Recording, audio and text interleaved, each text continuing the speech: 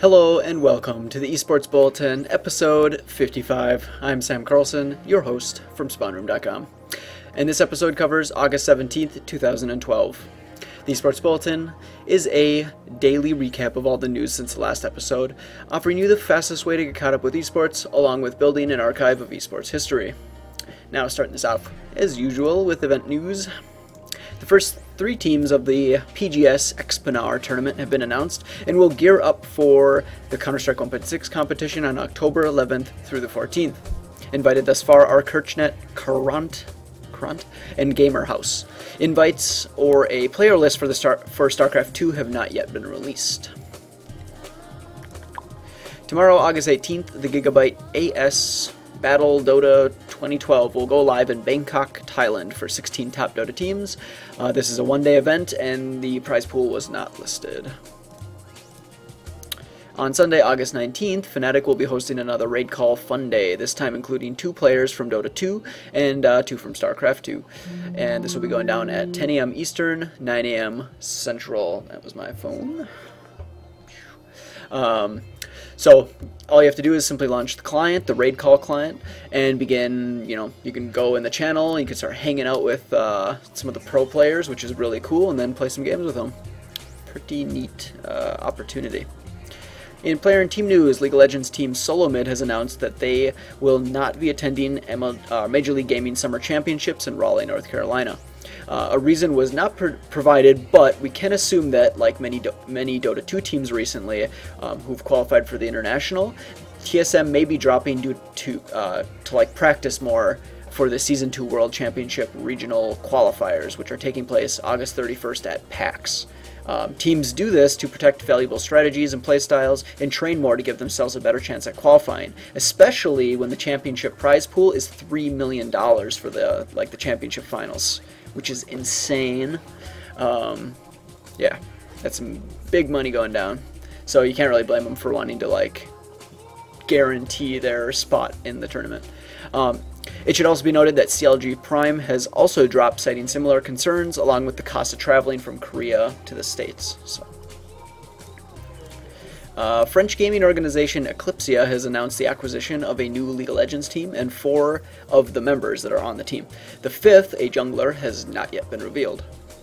One of the members, Joey Youngbuck Stelton Poole, was mentioned in episode 19 and episode 29 of this Esports Bulletin for moving around rosters from Curse.EU to SK Gaming and then being dropped in kind of like a non-mutual release. So hopefully they won't have any problems with him.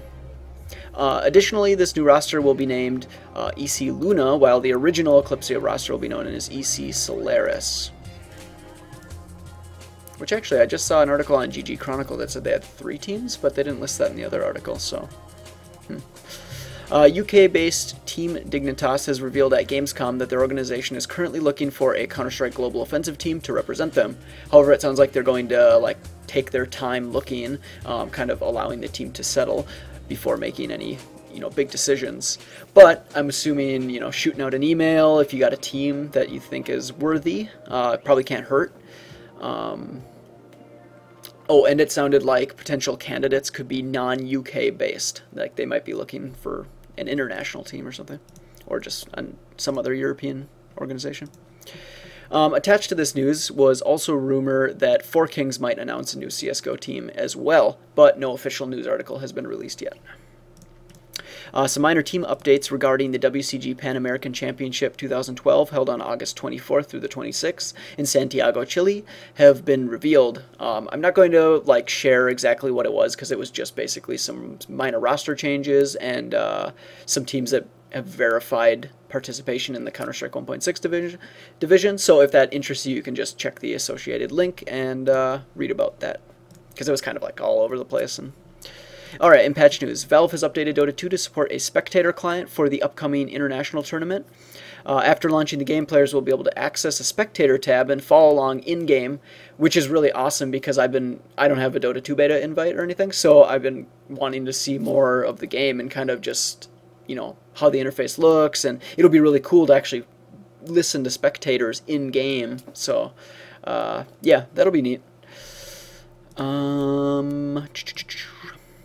Oh, and along with this update, they've also released information about the prize pool, format, and casters, so we can go check that out too.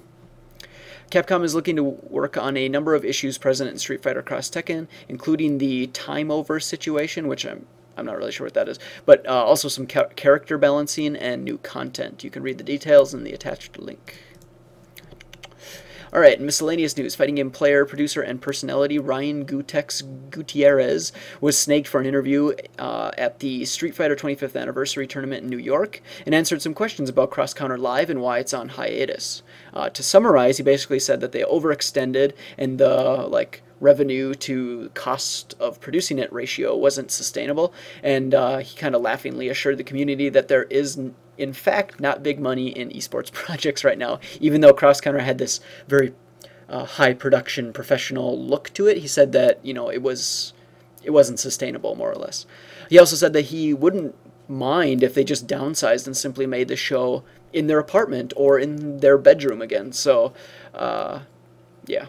He also hinted at, I'm not sure if he was hinting at leaving the fighting game community or just maybe doing this side by side, but he was also talking about pursuing live music streaming for bands and DJs and stuff, so just kind of an update on his life, I guess.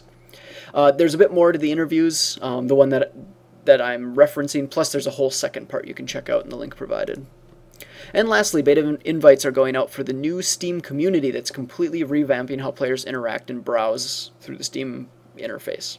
I looked it over. It looks pretty cool. It's definitely a good update because the old interface was kind of, getting outdated now.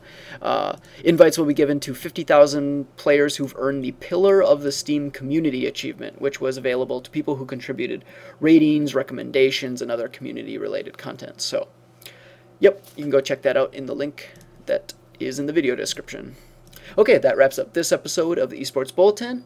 As always, thank you very much for watching, and stay tuned for future episodes.